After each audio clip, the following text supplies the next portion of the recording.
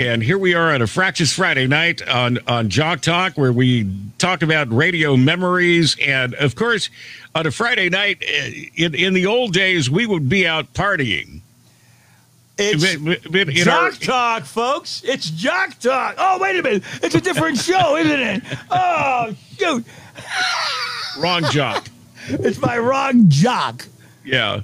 You know, the people think when we talk about jocks, we're talking about, sports figures, but we also call ourselves disc jockeys. We would call ourselves jocks. Yes. So we talk about radio memories and jocks. But we are jocks. We're just a different kind of jocks. We're back on a Fractious Friday night because we had some technical difficulties last night. Banana Joe's microphone, for some reason, wasn't working. I could hear him, but he sounded like he was in Paducah, Kentucky, broadcasting. I think it was some kind of a curse. I think it was some kind of a witch thing, black magic, something like that. Remember back on a Friday night when we were out partying? And we were out either doing a remote or at a happy hour. Oh man! How about those Friday happy hours? It would start at happy hour, and we'd be rocked by about 8 o'clock. And somebody would order food, nobody would eat, and we'd keep drinking. And then all of a sudden, you realize it's midnight. How the hell am I going to get home? Well, you get in the car and you go home. Not anymore, baby. Oh no man! More. But a lot of times, when we were working, at a radio station Friday nights. And a lot of times when I was at Kiss FM, we were working Fantasia, which was a nightclub. Mucho Morales and Fantasia. Remember the Mooch used to do it? The Mooch used to do it. I used to do it. And, you did it? And on a Friday night, I think. Wasn't there another one at the ballroom? What was it? It was a ballroom. In Montebello, he used to do some kind of a ball. I don't know. The homie ballroom. We used to get away with so many crazy things, when we would go in and do these little contests, with the radio station. And there is no way in hell that we could get away with such things today. Oh, because we were doing crazy stuff. We had naked women. We were doing all this stuff. Did I ever tell you the time at the Holiday Inn on Highland? It's now called the Lowe's, right? You remember when it used to be the Holiday Inn. It was notorious. It was a notorious place. In fact, the LAPD had a substation in the lobby. Remember, around the back? They had a cop station there and a substation in the back of the hotel. So when I got my job at KHJ, they put me up at the Holiday Inn on Highland for about a month or two, right? So I had a big room, a little junior suite upstairs, right? And was that the Beverly Garland? No, it's the Holiday Inn, the Lowe's on Highland, the Hollywood and Highland. They built the Kodak Theater there and everything. Hollywood and Highland. It used to be the Holiday Inn, the Lowe's. It was a Holiday Inn right there. I do remember, yes. The same building. Now, they almost demolished it. They only used a shell of it, and they rebuilt it into Lowe's. And the rooftop restaurant's still the same, the rotating bar up there. Mm-hmm. Anyway, so they put me up there at KHJ. That's where they had the trade out. So there I am, and I meet this record guy from Warner Brothers about a month after I got here. And he says to me, "Where are you staying?" I'm at the Holiday Inn. Oh, so am I. He says, "I got some friends come. Why don't you meet me there for dinner? Whatever." I met him at the radio station. We had a music meeting with Chucker, Shawnee and me. And after the meeting, he wanted to meet me for dinner. So I met for dinner. Okay, you're talking about Chuck Martin and Sean McNamara. And Sean McNamara Steele. Okay, Chuck right, Martin exactly. was the director of KHJ, and Sean McNamara was the music director. Yeah. And yes, she was the music director, and my secret romance that I had before I ever met her. For like 2-3 years before I ever met her, she would tell me about all the openings at KHJ, who to send it to, when to get it here, and she was helping me get connected. And so she was wonderful. And finally I made it here, and I met her, and it was even nicer to meet her. She's a lovely person, as you know. Have you met Sean? You know Sean, or no? I've worked with Sean for many years. There you go. You worked with her exactly afterwards. You worked with her at CBS. I worked with Sean after she left KHJ. She came over to K-Hits 97, and and I worked with Sean and Hurricane. Hurricane, yeah. Who was also at KHJ, and they were the music people, towards the end of KHJ, but they were, just such a big, strong influence. And Sean McNamara, who ended up marrying the real Don Steele and became Sean Steele, and just a wonderful human being. She's a sweetheart. She's a sweetheart. Yep. Just a sweetheart, and just knew her business, and. Oh, was she good or what? Come on. She knew the radio programming business like upside down. Absolutely. Yeah, she did. She made us all look good. She made us all look good. She really did. She really did. And it was great to have her when she came over to K-Hits 97.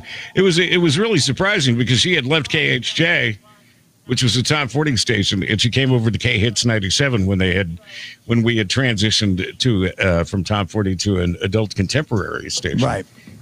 Joe, is your lawyer calling again? Please. I told him I can't talk right now. I can't discuss it right now. It's another issue with my infringement of my name. Somebody's infringing again. They always call me. Hey, do you know who's using Banana Joe? How about, did you ever see the cartoon, The Adventures of Gumball, Adventures of Gumball on the Cartoon Network? No. Well, there's a cartoon. It's about 5 years now. It's been on The Adventures of Gumball. And the best friend is called Banana Joe. And Banana Joe's a banana. And they're all at high school. Figure. They're all high school students. And, one's a cat, one's a gumball, one's a banana.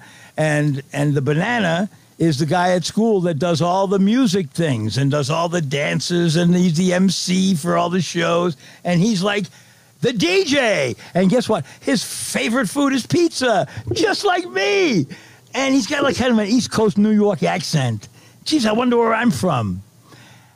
But they're not infringing. No, they just used it. They borrowed my name. So I've been trying to get a lawyer for 4 years to take the case, but nobody wants to go again.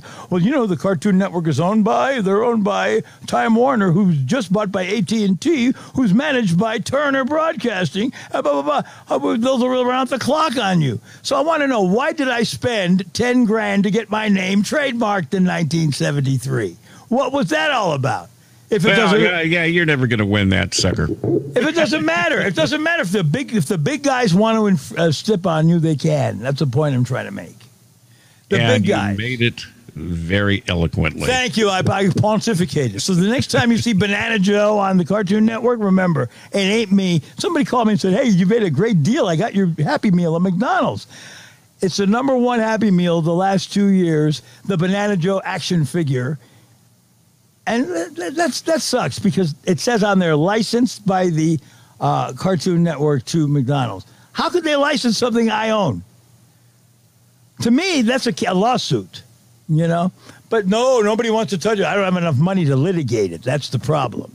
If I had the money... Let's talk about some radio stuff. But it's true, though. I mean, this is a good issue. Yeah, I know. I mean, come on. Don't bother getting trademarks or any of that crap. It doesn't matter unless you're you got a lot of money. That's the point I'm trying to make. What T-shirt do you have on? What's that T-shirt there? What is it? Let's go. Oh, my T-shirt? Yeah. This is my 10Q. Ha-ha!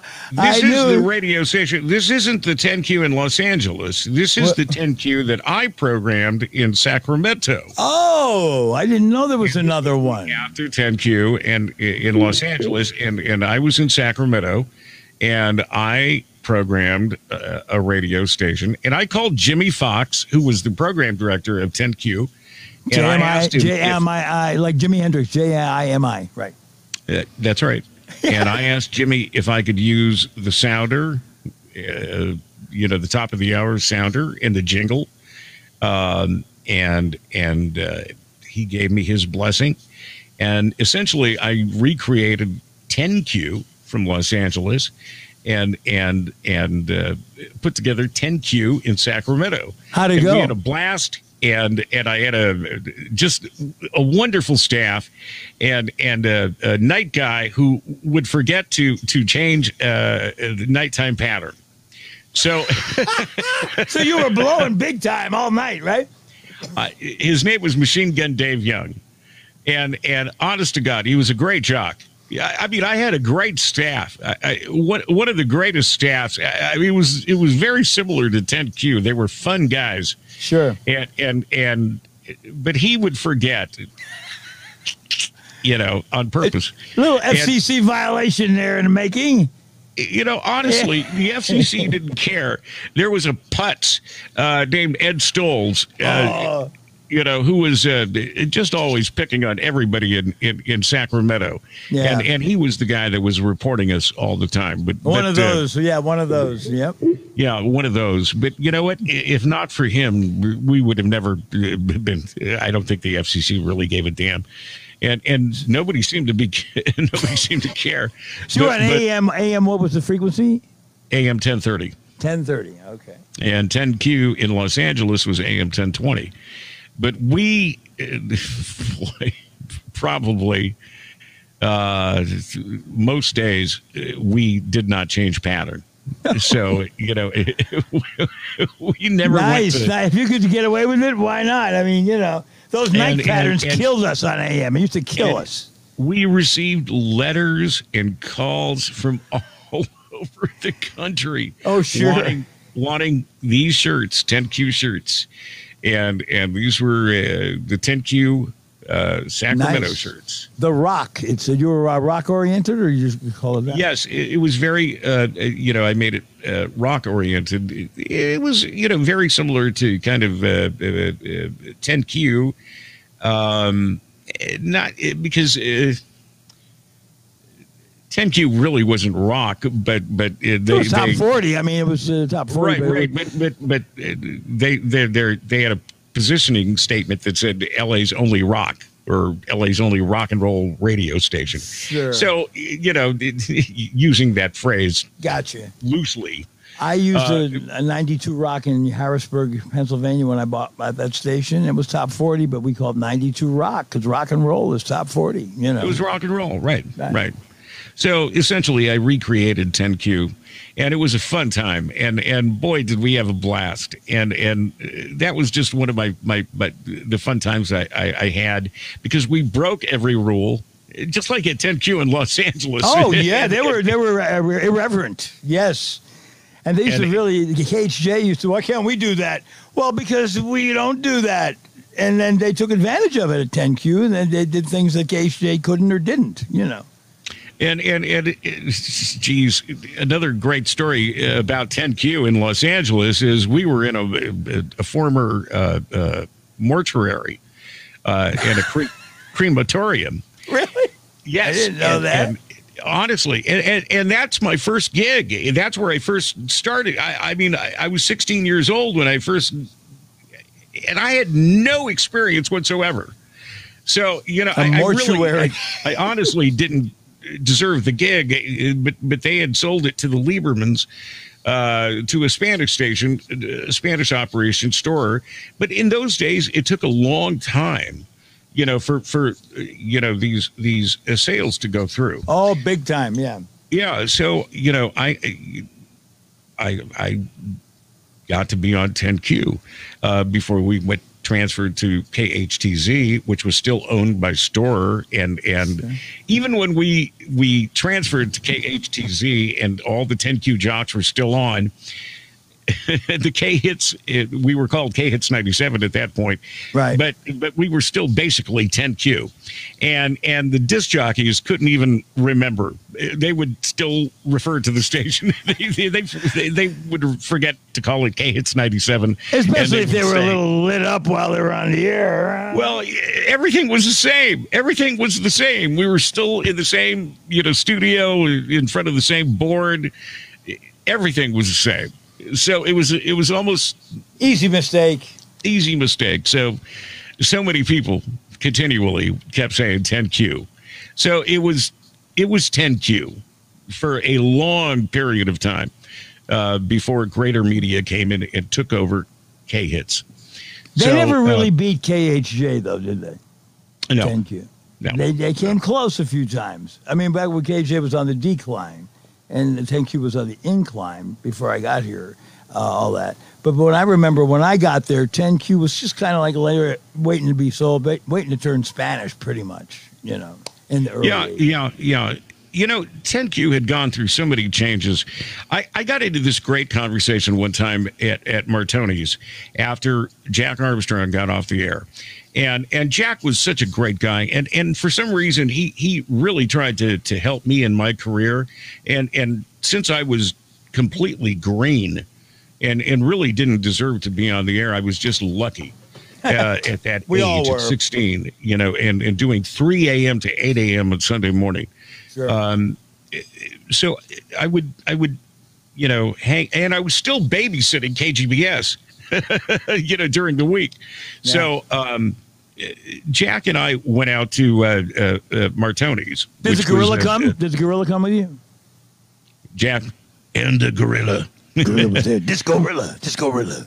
Yeah, we got into this heavy conversation, which is kind of funny at Martoni's. I think it was a Friday night too, and for some reason Jack got into this thing about 10Q, about the logo, because he said all of our memos put a dash between the 10 and the Q. There is no dash. Look at this logo. And he had a sticker with him. We had those window stickers.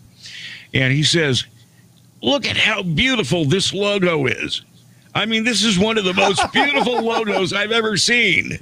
And there is no dash. There is no dash between the 10 and the Q. By the way, hi, Greg. Greg in Philly area. Greg Baselice just said hi to us online. Oh, very cool. Greg. Yeah. Well, at least somebody's out there. So Gino's Steaks. He has a picture of Gino's Philly cheesesteaks there. I like Pat's. I always go to Pat's in South Philly, but there's a big controversy. Who's better, Pat's or Gino's?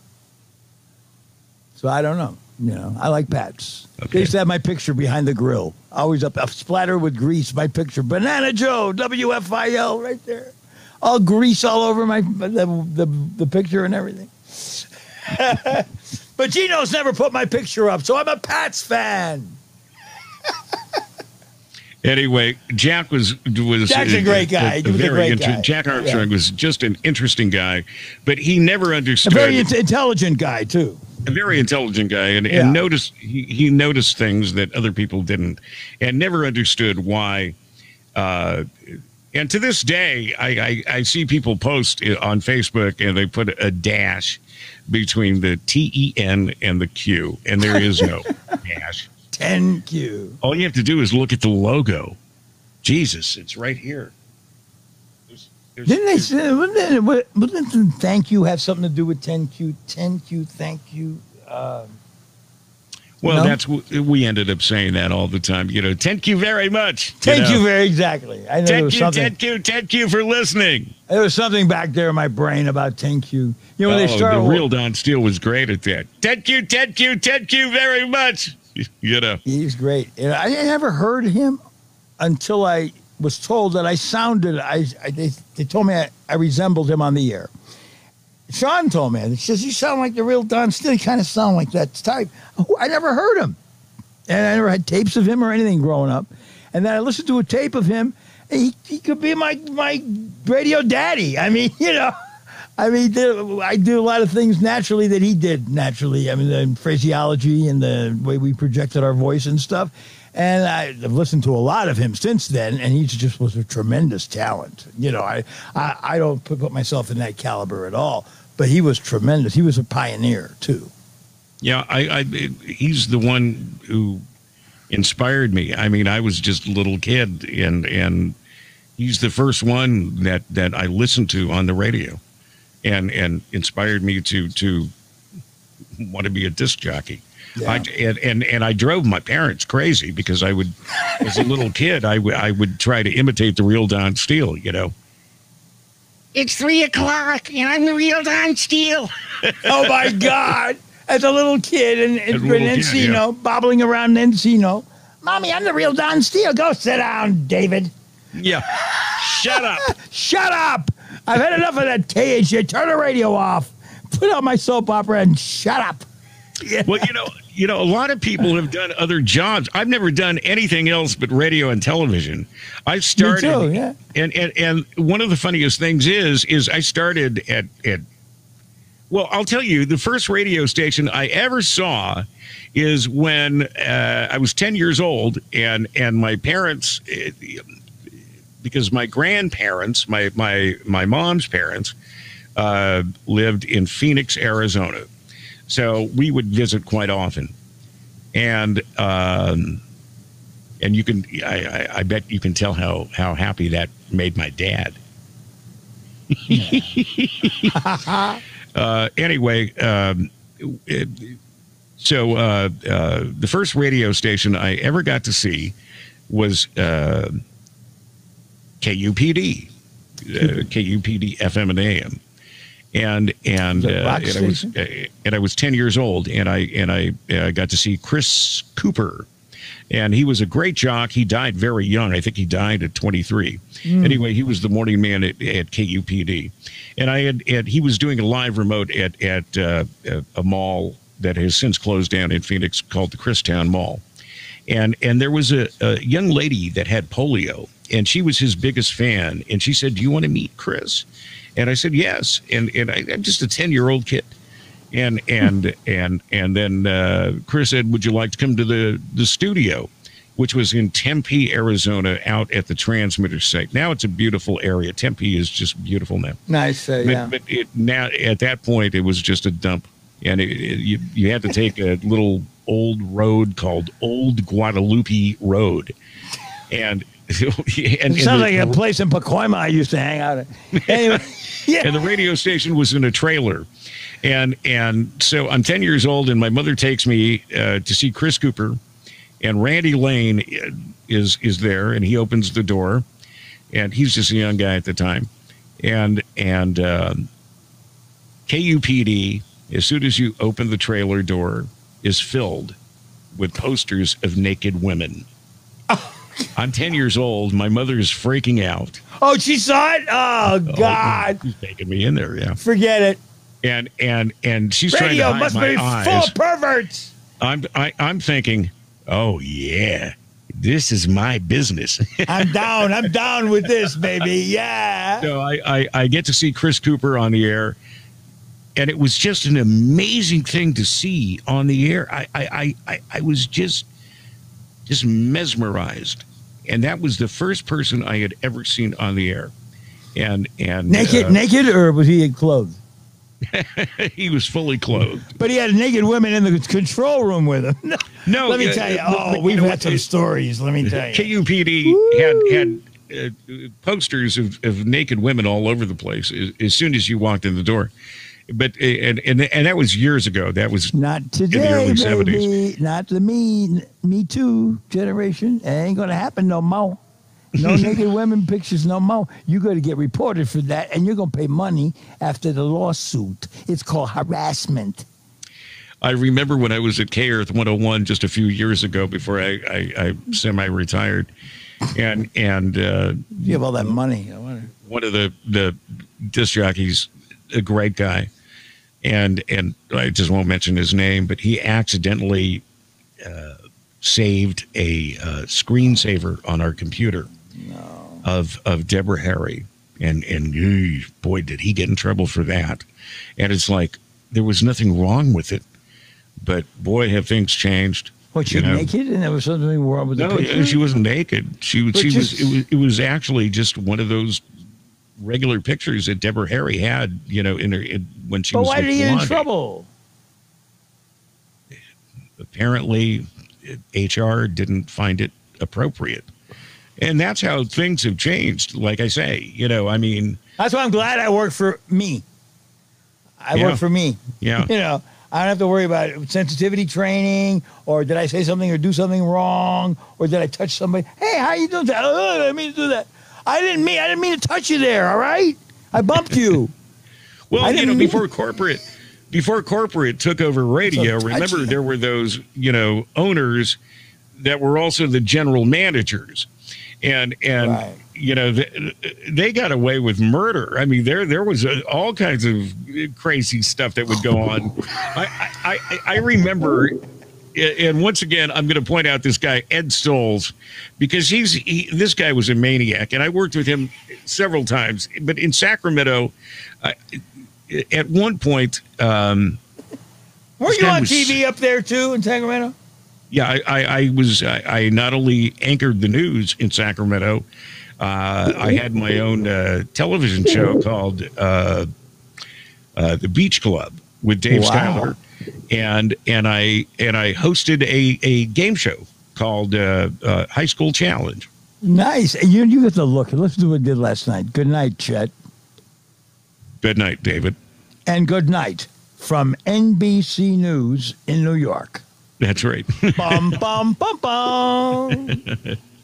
And Ed Stolz, when you had these kind of owners, that are kind of nuts, and this guy, because he's completely. I know the name, and that's a famous name. He's a psycho. He got arrested, and they took away his FM stations, all his FM stations. That's what I heard of him. That's right. I knew there was something notorious. Just recently. Something notorious about him, man.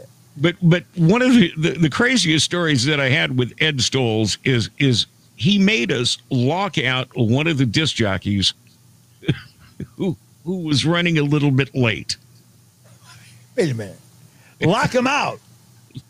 Prevent him from coming in and doing his show. Yes. So he told you, lock the door. Don't let him in. If he's late, don't let him in. Come on.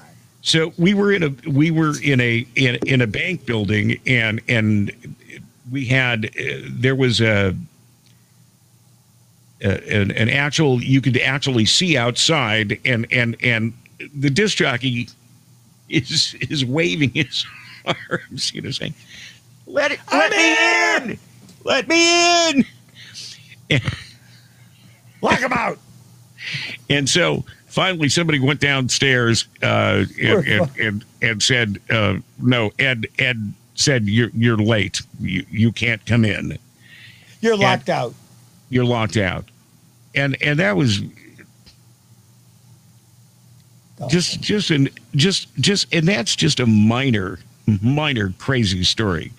I've heard his name. I've definitely heard his name. I've not worked for him yet. Is he still around?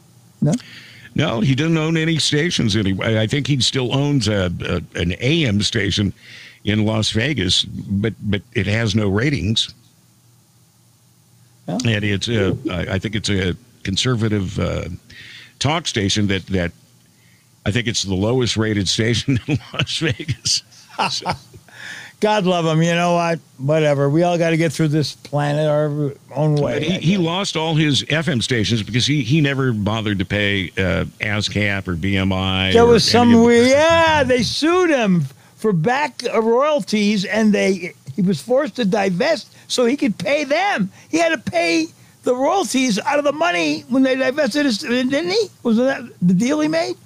Well, yeah, and believe me, his story goes so deep.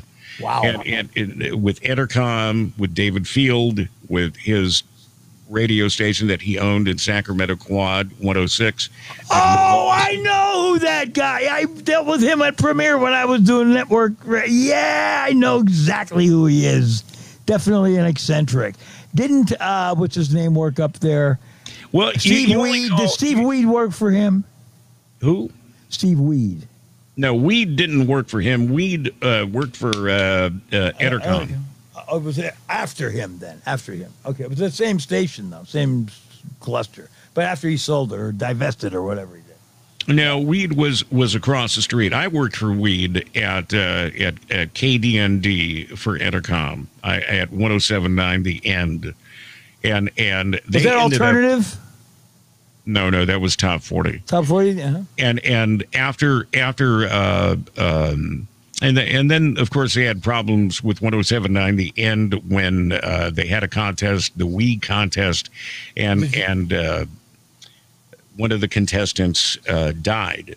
Drinking water or something? Correct. Right. Correct. So drowned himself? Entercom had to actually get rid of that radio station, and 107.9 no longer exists in the Sacramento market.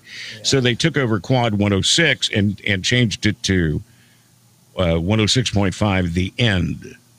I knew that station had something to do with weed. They swapped. Yeah, that's something to do with, yeah. How about what happened? Now, she died because she didn't drink enough water? Because I think she drank too much water. Or too much. It was too much, right? But it was a big deal, and everybody got fired, and that whole thing, the promotion they were standing in line for Entercom. So there was a promotion, though, that she was doing, right? A contest that she was trying. And there was Ed Stolz trying at every legal possible way that he could to tear it down and try to get his radio station back. Wow. Because he the guy sold Quad 106 to Entercom, and then he wanted it back, and they said no, sorry, there's no takesy backsies. No returns. Sorry, you can't return this. So and he went on and on and on for years. How much did he get for it, though? How much did he get? Did he get paid for it, though? Didn't he get money, right? Oh, he got a lot of money, yeah.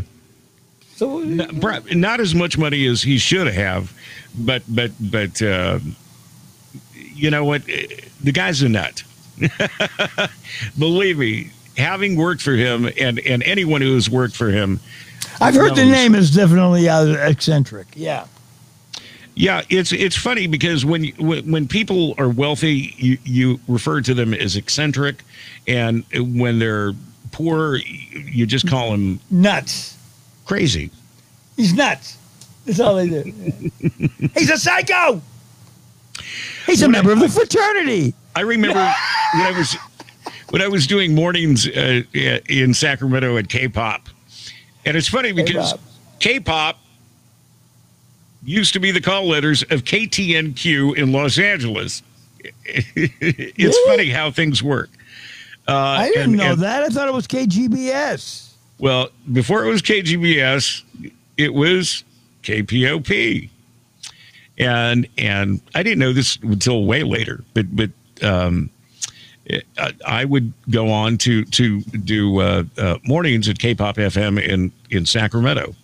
And we had this heavy rainstorm one time, and it flooded our beautiful studios. And the studios were owned by Fuller Jeffrey, and that's Bob Fuller and JJ Jeffrey. And you worked with JJ Jeffrey, didn't you? No, but he was at WFIL before me. But I used to go with him and see him at the reunions, and we were on the air together. There's old pictures of me and JJ together when we were in the reunions, but I never worked with them. He owned a bunch of stations too, Fuller Jeffrey Group. Him and Bob Fuller. They JJ. Yeah, that's who I worked for at K-Pop. And JJ was great because they were great owners. I heard great owners, great people. And what was great is I was doing mornings and JJ Jeffrey was doing afternoons. Wow! So it was like a dream come true. I didn't know he was on the air there. Wow. What's that? I didn't know he was on the air at stations he owned. I didn't know that. Yeah, that was 1985. Yeah. And then we got flooded one day, and we had to actually go out to the transmitter, which is in Roseville, which is out in the sticks. I mean, there's no place. I'm sure it's,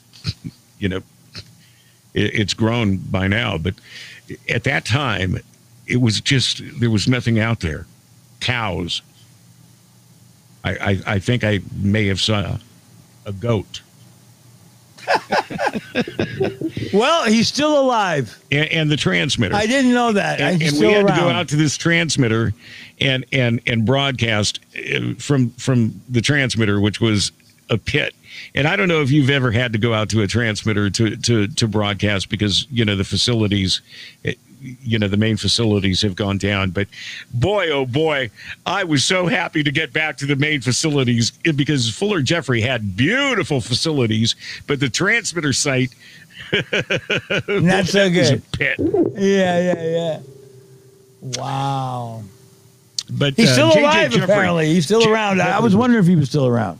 J.J. Jeffrey was just as well as Bob Fuller, but J.J. Jeffrey, because he was Bob was more of a business guy, and J.J. Jeffrey was more of a fun guy. You know, he would he wanted to go and have a drink after work, and you know, after he got off the air at 7:00, and he said, "Hey, you know, Dave, let's go out over here." And I can't even remember the name of the places that we would go. He was a fun guy. He is a fun guy. Yeah. Fun guy. And I felt honored to work with such a professional and a legendary radio guy. Legendary radio guy. So that was a lot of fun. Those kind of things you remember and you're going to take with you to your deathbed, which may not be too far away. Joseph Noyes Jeffrey Jr., his name. Is that it, really? That was his name. His name. He was born with. Top 40 disc jockey whose work was heard on some of the biggest, most influential rock and roll radio stations during the 60s and 70s. Jeffrey's broadcasting career began in Maine. I remember he owned stations up there with the help of such broadcasters as Frank Fixaris in the 50s. By the 60s, he was a personality under the name Melvin X. Melvin. That was his name then. And on Boston's seminal Top 40 rocker WMEX. He worked on MEX. After a stint as operations manager and on-air personality at NVY in Pensacola, Navy, get it? Pensacola, NVY, he returned to Boston in March 67 as the afternoon drive for 68 WRKO, which now was the number one station as the Big 68. Dominated New England's teen market in the late 60s. Jeffrey hosted WRKO's weekly Now 30, later called the Big 30 Countdown. Then, listen to this. He said he's famous for his high-energy style and catchphrases such as, "This is J.J. Jeffrey, whipping my great Greek godlike body into a frenzy for ya." That's something he would say. That's J.J. He left Boston in October 69 and became the afternoon drive jock for leading Top 40 WFIL Philadelphia, then going to WLS Chicago. Yeah. Yes, storied career. I know. That's what was so great. I couldn't believe, I'm in Sacramento working with, we're both doing drive shifts.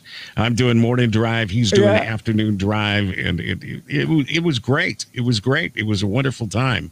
Wow. And see, because JJ had great wisdom and he had great stories. And he had a great attitude. He was always a nice person when you met him, no matter what was going on, right? Yeah. Exactly. See, those kind of guys, those pros, really, man, you can't get better advice from those kind of guys. But, they walked the walk. They walked the walk. They really did. That's right. Remember, they said that the listeners don't care what's going on in your life. When you crack that mic, they want you to entertain them. And that's what they lived by, those guys. Yeah. Well, what was the first station that you ever saw? That I ever fell in love with radio with? No, the first station you ever actually saw. Oh, WARM in Scranton, Pennsylvania. They had a lobby where they had a showcase window that looked in on the studio, and I lived about half a mile from there, and I became enamored with looking through. I went to pick up a prize one time. I was a kid, and I became enamored with what was going on behind that window. There's a guy in that window, and he's playing these records, and I hear him in the still speaker above the window. WARM, that's a number one station. They had a 25 share, and I'm right there watching them like it was on a big screen TV. Only back in 1960s or something, there was no big screen TV. So I used to hang out until they were tripping over me, and they gave me a job. And I went in there and I started doing whatever, whatever. They used to carry the basketball games for the Wilkes-Barre Barons, the big, semi-pro team. I went with them to the games and I kept the statistics. And after the game, they let me do the wrap-up. And the high scorer tonight, I was 14. High scorer tonight was Bill Green for the Barons. He had 23 points. And back to you, Ron, and Ron Allen, the sports director. Thank you, Joe Battillon, for the wrap-up. And I became, I was on warm, my little transistor radio. All my friends heard me, and that was it. I built a radio station in my basement at age 13. My father had a door. It was leaning against the wall. Can I use that door? Yeah, I'm not going to use it. I put holes in it, put 2 turntables, a control panel. A buddy of mine was good with electric, and he put buttons to put remote starts on it. And I had lights, and I started doing tapes. And my make-believe station was WVBA, Wyoming Valley Broadcasting Association. WVBA, Scranton, Wilkes-Barre. And my name was Joe Michaels, because my favorite disc jockey was George Michael at WFIL. He was a night jockey, and they used to come in at night in Scranton up there. They used to come in because of the night pattern, and I used to hear WFIL and King George Michael. Someday I want to work there, someday. So I turned 16, and I got my license, and I took my girlfriend, and we went for a ride to Philly, and I went down to that station. It was a big round building, WFIL. It was like a flying saucer. It looked like a spaceship. And I went, this is incredible. I parked the car. We went in, and a lady said, Mr. Cook, you want to see Mr. J. Cook? I said, yes, he's the program director, isn't he? Yes, sir. But, sir, today's music day. You have to have an appointment. It was a Tuesday, and all the record ducks were in the lobby. I said, can I wait? I drove down from Scranton. It's 120 miles. Let me find out. So she gets on. You could sit right there for 3.5 hours. I sat there while each record guy went up and kissed the ring and got their songs on or whatever. Finally, Carolyn Funk came to get me. She's now known as Carolyn Parks. She's a famous person in the music business, also had a famous promotion company in Nashville and country radio. Carolyn comes down. Are you Joe from Scranton? Yeah. Mr. Cook will see you now. You've been waiting here all this time? I said, yes. Okay. Kathy, wait there, my little girlfriend. And I went up with Carolyn to see Mr. Cook. And I walk in, there's Jay, and he's sitting behind the desk. And who's standing next to him? George Michael, my friggin' idol, right? Jay said, Joe, I know. Hey, George. Hi. When you decide to leave here, I want to be the guy that replaces you. He said to me, go for it, kid. A year and a half later, he left. Almost 2 years, 1 3/4, and I replaced him. So if you don't set goals for yourself in life, you're never going to get them. And sometimes you got to reach up there higher than you think you could get.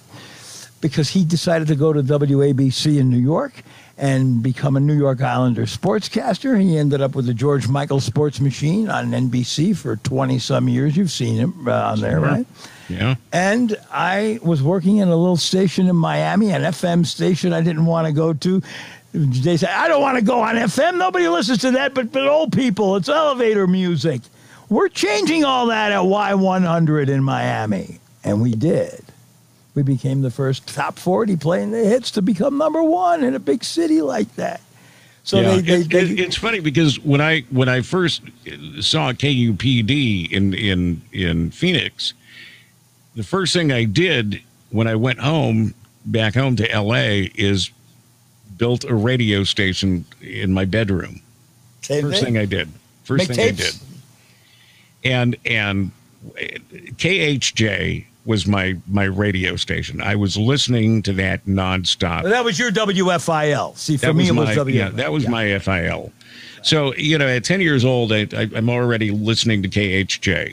It's my station. It's my station. Now, my parents they were listening to a middle of the road station, and it was a valley station. We lived in the San Fernando Valley. KGIL in the valley. And every year they would have a leukemia radiothon. Right. So they would promote on the air that they were looking for people to come in and volunteers to answer the phones, for people, making donations. So my mom suggested that she would drive me out there and because they're looking for anybody, she said, to answer the phones. And I said, I don't want to go to KGIL. I don't even like the music, They play crap. Where were they located at, the studios? I actually still remember the address, 14800 Lassen Street, San Fernando, California. San Fernando, up that way. Yeah. Lassen Street. Yeah, 14800 Lassen Street. So anyway, she drives me out there, and yeah, sure, they accept, and they sit me down and to answer phones, and there's a card that I just have to read. They had an FM too. They had AM and FM. They had a 3000. No, just AM 1260 at that point. Later they got an FM though, a class A, a little class A. Yeah, that was later. Yeah. So I liked it so much, and I loved being in the radio station, and I didn't think I was going to like it because it was a middle of the road radio station. Didn't matter. It was radio. You were bitten by the bug. Reason, yeah, it was so appealing to me. So I asked every disc jockey. I asked Dick Whitting Hill. Whittington? Was it Whittington? Dick Whittington? Was that him? Dick Whittington? Dick Whittington. Right. He was at KGIL for years. Dick Whittington. Yeah. And he wasn't very friendly. He was one of those. I think I asked every jock, and some were friendly and said, no, and some were just not so friendly. Yeah. Except for Chuck Cecil, who did the swinging ears from 7 to midnight, Saturday and Sunday nights. It's time for the swinging years on KGIL. The big bands, the sounds of the big bands. He would open his show every Saturday and Sunday night. It's a beautiful evening in Southern California. I love him, yeah. This is Chuck Cecil bringing you the big bands. So, it was the big band era, and I was completely oblivious to this kind of music. What the hell is this? So he's the one who actually allowed me, and my parents would drive me to the radio station, and that lasted for 3 months. And then one day he said to me, "Come with me, little boy." He showed me a memo from Stanley Warwick, the general manager, that said, what we can't allow visitors, inside the radio station outside of business hours, unless the disc jockey is willing to take responsibility. Now, I had seen Rick Scarry every time before Chuck Cecil, because Rick Scarry was on prior, on the weekends before Chuck Cecil, and I was always very friendly with Rick, and so after he was scary though, wasn't he? He was scary. Yeah. So after that night, Rick Scarry was doing a remote broadcast the next day, and I just went out to his remote broadcast, and I explained the situation, and he was well aware of the memo that had gone out, and he said, "Yeah, I'll take responsibility for you." Shortly thereafter, Rick Scarry became the program director, and so that's how I started my career at KGIL. How about that? So from 12 years old up until 15, when I actually was able to get my work permit, and then they started paying me. And then at 16, I ended up going to 10Q, thanks to Scott Mason. I went to 10Q KGBS. I actually went to KGBS to babysit the automation, and just kind of hung around 10Q so much, and got lucky, because I think they saw I was so hungry, and I was just constantly asking questions, and I think I made such a impression.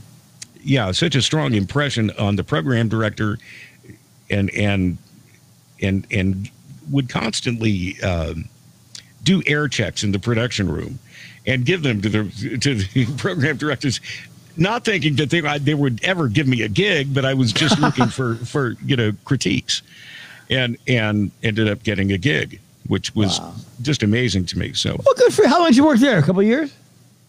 Yeah, 10Q ended up, the Lieberman's store sold it. But what's really strange is I only was on 10Q for 1 month before it became K-Hits 97, although it was still 10Q because it was all still the same jocks. We were just now on FM. And that was the scariest building I've ever worked in, because 3 a.m. to 8 a.m., you hear all kinds of noises in a mortuary. Oh, and God. I started inviting all of my high school friends, and believe me, I had friends every weekend with me, because after the first couple of weekends of being there alone, you would hear, we had a stairs, going up to the studio, and sometimes it was still a mortuary when you were there, though. It wasn't continuous. Yeah. It was still one. And you would hear, footsteps, kind of following behind you. Well, of course. I mean, there's a lot of spirit. I'm sure there's a lot of spirit and souls around there, baby. So souls. That was a scary place. So that really was a scary place. Did Rick Scary work there too, or no? So I always brought a lot of my high school friends while working that overnight shift. But anyway, yeah. How would you have built in a mortuary? I mean, was it an office building that had a mortuary in it, or what? Yeah, it was a building, and there was an open-ended. It had an open side where the crematorium was. Ooh, yeah, and you could actually walk down and you could see how the crematorium worked, and where they were cooking them in there while you were on the air. They were cooking them. No, it was all closed down by that time. But it was over with. That was my question. Was it still working as a mortuary when you were working there? I think it was still functional. I think they could have actually still put it together. So when you got fired at that station, you might have gotten cooked too. You may get fired, and they send you to the. They said he's finished. Get him out of here. Cook him up. I think we're going to wrap it up here. I'm getting a note here from Mark Zuckerberg. If you're on another 10 minutes, I'm charging you, he said. So he said, you've had enough free airtime on my Facebook. Thank you, Mark. Mr. Zuckerberg, thank you very much. Thank you, Mr. Zuckerberg. We appreciate your time. And we thank you for all the good things you've done for society, the hospitals you've built and everything else. He's been very good with his money. So glad we fixed our microphone problem. And me too. Yeah. And in our next episode, we've got some great air checks, some great clips, and we're going to be talking about some great stories. And remember, if you have anything that you'd like to talk about or contribute, please do. Just get in touch with Banana Joe or Skywalker or me. Yeah. But even if it's nothing to do with radio, if it's just loosely about radio or whatever, if you just want to talk, get in touch with us. We'll do a show about it. We'll talk about anything. We don't care. Happy Juneteenth for Saturday, because we're doing this on Friday night, on a Fractious Friday night. It's almost Saturday. Happy Father's Day. Happy Father's Day. Okay, that's you. You're the daddy. I have a little girl, my Gigi, my dog. But you have a child, you have a kid, and you have a grandpappy. You're a grandpappy, too. So happy Father's Day and Grandfather's Day to you, Mr. Skywalker. Thank you, sir. Thank you, Banana Joe. And look forward to our next episode. And happy Juneteenth, everybody. It's a wonderful thing, this holiday, and we're happy to be a part of it. Thanks for tuning in tonight to Jock Talk, right here on the Facebooker. Have a great weekend. We'll see you next time.